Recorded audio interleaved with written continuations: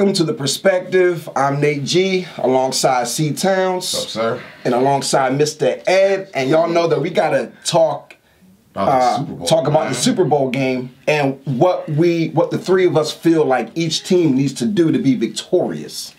In my opinion, I feel like all the Patriots need to do is literally just show up with number 12. Like, that's bold. I'm sorry, Tom Brady. That's bold. I feel like Tom Brady is going to pick this defense apart. The passing defense for the Rams is going to be very key because on that side of the ball, you obviously have the dominance of Aaron Donald and Sue. So that's going to be interesting to see how the Patriots offensive line holds up.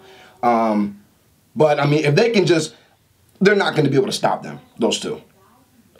More specifically, Aaron Donald. But as long as they can contain that man, I think Tom Brady's going to have... Basically what you're saying is the O-line plays a part for the Patriots. Yeah, I mean, yeah, that offensive line, as long as... Not just number 12. well, no. Tom Brady's going to do his thing regardless. Yeah, of course. You know what I'm saying? But if that offensive line helps the cause and protects that man and keeps Aaron Donald from penetrating that offensive line, bro, Tom Brady's just going to be back there just... He wasn't sacked at all last game against the Chiefs. Exactly. And that offensive line is underrated. Nobody talks about that offensive line for the Patriots. So, yeah, man, if that offensive line contains Donald and Sue, because Tom Brady is going to do what he does, game's over, in my opinion. What you think? Chalk that. I don't think it's quite that black and white. And I believe my memory serves me correct. I may have picked the Patriots, but at the end of the day... You did. Me and you did. At the end of the day, once again, it is what's up front. What's up front determines everything for both teams. They just got to get pressure up the middle. Tom Brady's not running anywhere. So if they can break up his pocket through the middle, which the Rams are capable of, then I think the Patriots are going to have a hard way to go. Will he have success? Well, at least Tom Brady, historically, he'll have success even in a loss. But that's going to be key for them. Can they keep those two big guys, the tackles, coming up the middle, breaking up his pocket, and not having him a clean space to just sit and throw the ball? Yeah, it's definitely a battle of the trenches. It's whatever team gets pressure on whatever quarterback. Sure. Because just as much as Aaron Donald and Sue has to get to Tom Brady, those blitzing schemes that they did against Patrick Mahomes, will they be effective against Jared Goff? Because Jared Goff, during the season, looked like he couldn't handle pressure. Sure. Now, during the postseason, he's shown up. Yeah. He's shown how he's been able to overcome the pressure. He has to keep that up. Will Bill Belichick send those same blitzing schemes that they did against Patrick Mahomes? Yeah. One man down, everyone standing up. You don't know who's coming. Yeah. You got to get rid of the ball. You got to make the perfect read before the snap. Let's see if he can adjust. So to me, it's whatever quarterback doesn't get the pressure. If Aaron Donald can get to Tom Brady, because let's be real, that's another topic we're going to hit, but that's another reason why Tom Brady might be able to play for another 4 seasons. He's not being touched. He's not being touched at all. So even when you get touched, it's not like back in the day when they would hammer quarterbacks. You can drive them to the ground. He's not having to scroll out the pocket. Sure, He's in the pocket. But C. Towns, did you really just say might play for another 4 years? I think it's guaranteed. That's another topic, but let's stay on topic. Aaron Donald, this is the game. He wanted the money. He showed up. Ndamukong Suh wanted to be a winner.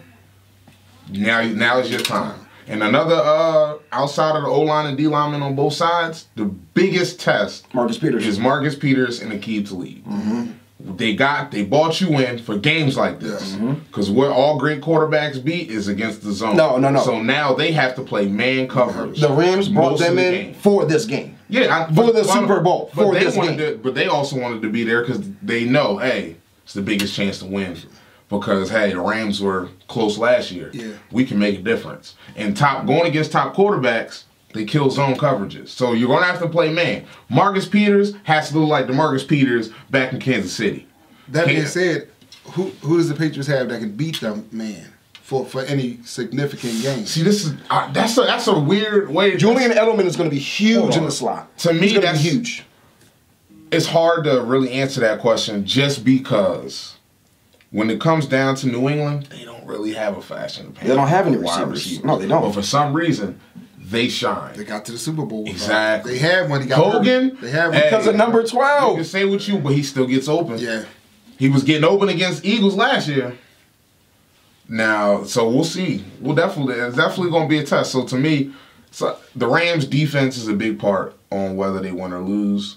New England is the O-line and getting pressure on Jared Goff, because that's what matters. Yeah. That's why I can't wait to see what Bill Belichick has in store for this Rams offense. Because what he did against Kansas City. Here's the other thing you have to do. A blueprint for them. Eagles laid it out. You got to be aggressive, right? And you got to try to dictate to them. Because if you let Belichick dictate to you on defense, you're going to struggle. Also, but you got to make that defense, and the Rams have the weapons to be able to do it. You got to make that defense, and the Chiefs took too long to adjust, right? You have to make that defense always adjust. The Chiefs waited to the second half, and they started using. They're doubling up. What's his name? Tyreek Hill. Well, they didn't even use, and that's why I think that was a problem. They didn't even attempt to go. He was being double teamed, but the whole year they were doing reverses, option reads with him. Once again, they didn't dictate to the defense. Yeah. You can double him. Said, you know what? But they got him double. Let's use everybody else. Exactly. No. And they didn't do that until the second half. They became creative. They became creative in making the coverage, right? They said, this is the way they're doubling him. So they had him run routes. Right. And draw that coverage so far out the way they had an open field here and they were able to make some. But that's what you have to do. That's what bothered me too, is because it's like they were like, you know what, Bill Belichick wants to take him out the game. Fine. No, it's not fine.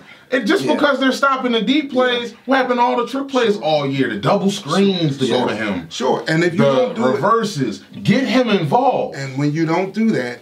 Exactly. He kills you. And he's dictating everything to you. You can't take too long to adjust. To me, I think Bill Belichick's going to do the same thing with Brandon Cooks on the Rams. And that's when you have to have a counter. So McVay is going to have to say. Yeah, McVay has to stand up to it. You got to be able to counter. And he has to say, I'm going to make that defense dictate what they have to do to try to stop me, and not me try to change some things to, you have to do that. And before I forget, one major thing that I did not bring up. Todd Gurley cannot act like he did last game. Yeah, I don't know what was going on in I don't know. Maybe something. I think he was rusty. Honestly, I think he was rusty. He was rusty. Bro, that was. No, like it's a different. He was terribly rusty.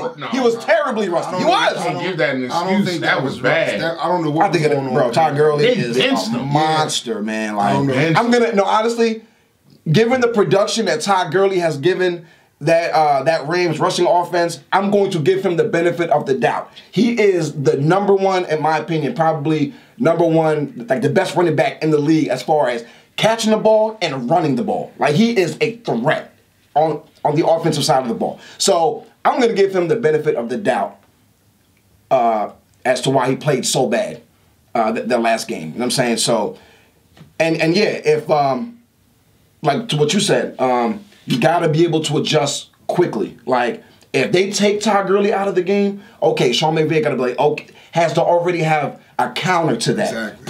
Pre-game, okay.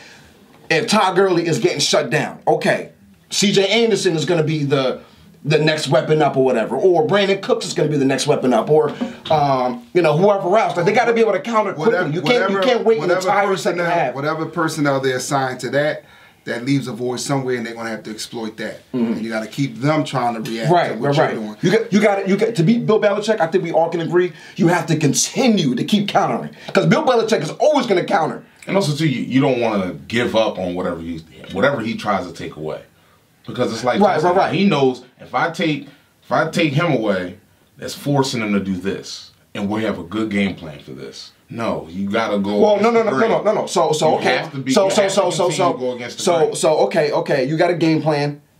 Bill Belichick takes it away. Go to something else. And while that's working, no. Hear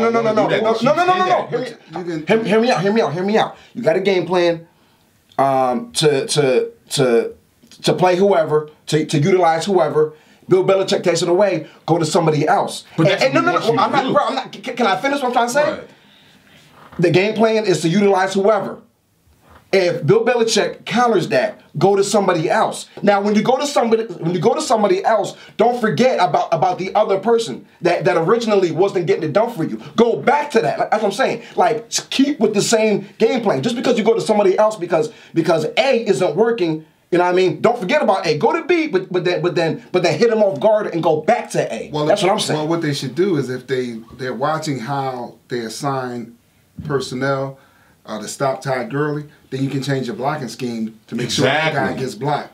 You know what I mean? If he can think he's getting engaged by this guy and somebody else is coming from his, from another area to block him, and now you got an open hole, shoot the running back. That's when you do the double screen. They're trying to stop Todd Gurley, play action. Cooks is right there. Face the screen to him, gives the screen right back to Todd Gurley.